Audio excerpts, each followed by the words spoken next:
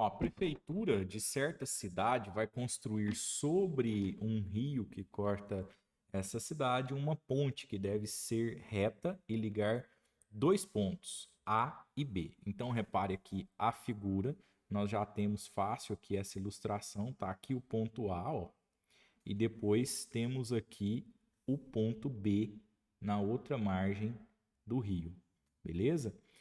Bom, e aí, ó, essa ponte então é essa distância aqui de A até B, né? O comprimento dela. Vamos lá. Localizados nas margens do rio. Beleza. Para medir a distância entre esses pontos, um topógrafo localizou um terceiro ponto C. Repara aqui o terceiro ponto C, né? Distante 200 metros. Então tá aqui a medida na imagem do ponto A. E na mesma margem do rio onde se encontra o ponto A. Usando o teodolito, que é um instrumento para medir ângulos, né? O topógrafo observou que os ângulos BCA e CAB mediam respectivamente 30 e 105. Isso também está ilustrado aqui na figura, né, pessoal? 30 e 105, tá? Conforme ilustrado na figura. Né? Então, com base nessas informações, é correto afirmar que a distância em metros do ponto A até o ponto B, ou seja, o comprimento dessa ponte aí que ele está, né, medindo para fazer, vai ser quanto? Bom, vamos aqui para outra página aqui observar melhor essa figura. Eu vou chamar esse valor aqui que eu desconheço, né, eu vou chamar ele aqui, ó, de x, tá certo? Então eu tenho aqui o valor x para determinar. Ora, temos aqui um triângulo e temos desse triângulo, quando a gente olha aqui, nós temos esse lado e o ângulo oposto a esse lado, tá? Beleza. Esse x nós queremos determinar. Temos o lado 200, mas não temos de cara o ângulo oposto ao lado 200. Então, aí nós temos que pensar, né? Ah, vamos usar a lei dos senos ou lei dos cossenos? Pessoal, a lei dos cossenos, ela seria útil se eu quisesse determinar um terceiro lado já possuindo esse segundo lado. Né? Nesse caso, então, eu vou dispensar a lei dos cossenos. Aí sobra para nós a lei dos senos.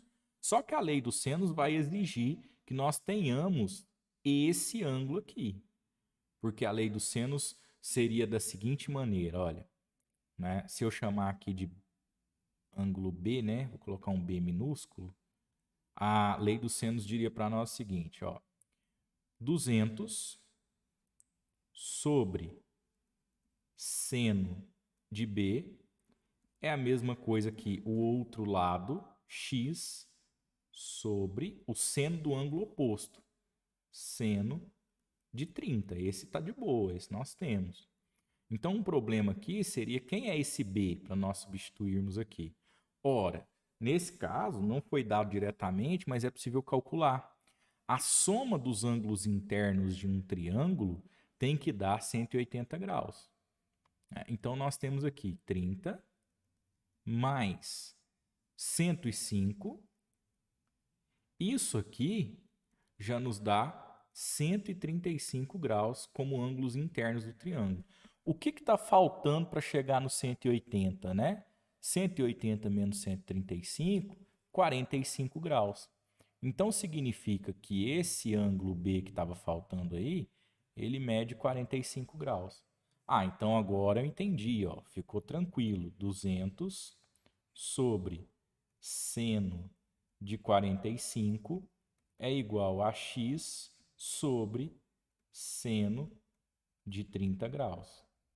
Aí é substituir e fazer conta, né, galera? 200 sobre o seno de 45, raiz de 2 sobre 2, igual x sobre seno de 30, 1 sobre 2, tá? O objetivo aqui é isolar o x. Então, o que eu vou fazer?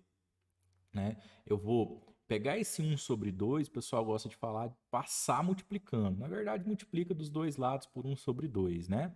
E aí o x já fica isolado. Ao mesmo tempo, eu já vou resolver essa divisão de fração que nós temos aqui, ó. né? Então, repara, vou continuar aqui, ó. Deixa eu ganhar um pouquinho de espaço. 200 é a fração, é o numerador dessa fração, né? E raiz de 2 sobre 2 está como denominador, repara no traço maior, né? Então, o que eu vou fazer? Vou conservar o de cima e multiplicar pelo inverso da fração de baixo. Então, mantive o 200, vou multiplicar pelo inverso da fração de baixo. Repara, ó, o inverso dela, 2 sobre raiz de 2. Tá? E repara que eu vou fazer um outro procedimento junto. Esse 1 sobre 2 que estava dividindo, então abre aspas, eu vou passar multiplicando. Então, passou multiplicando o 1 sobre 2 aqui. E sobrou o x lá do outro lado, tá vendo? Ele já está isolado. Então, é resolver essa conta. Para que nós temos aqui esse 2 em cima e esse embaixo, esses dois aqui, né? Nós cortamos, cancelamos. 2 dividido por 2 dá 1. E aí ficamos com 200. Eu já vou aproveitar aqui, ó. X, então, é igual a 200 sobre raiz de 2. Se você observar aqui, não há... nesse caso, sim.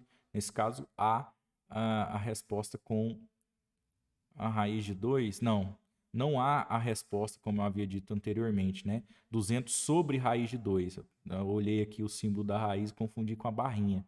Não. Então, ó, às vezes você vai marcar, como eu estava dizendo aqui, né? Às vezes você vai marcar 200 raiz de 2 aqui, né? Mas isso aqui é diferente disso aqui, ó. 200 sobre raiz de 2. Não é isso que está escrito. Não tem essa barra nesse caso.